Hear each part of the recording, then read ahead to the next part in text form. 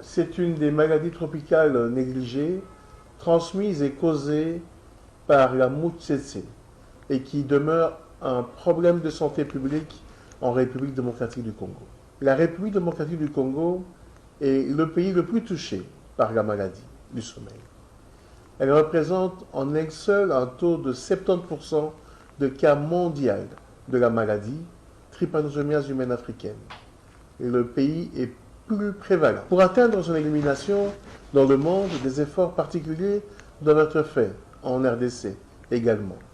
C'est pourquoi le gouvernement de la République, avec ses partenaires techniques et financiers, a pris l'engagement d'accompagner le pays afin d'éliminer la trypanosomiase humaine africaine d'ici 2030. Pour concrétiser cette volonté politique, le gouvernement a décrété une journée nationale de la THA, chaque 30 janvier. Au cours de cette date, toute la communauté luttant contre la THA se réunit pour évaluer la situation de la maladie, réfléchir sur la feuille de route de son élimination et surtout booster l'engagement de la communauté par des actions de sensibilisation. Appuyer cette activité, c'est investir aussi à la couverture santé universelle, parce que le traitement de cette maladie est gratuit. Des progrès considérables ont été réalisés par le gouvernement à travers le ministère de la Santé publique, Hygiène et Prévention et l'ensemble de ses partenaires, notamment sur le plan diagnostique avec la mise en place des tests rapides qui ne dépendent pas de la chaîne de froid.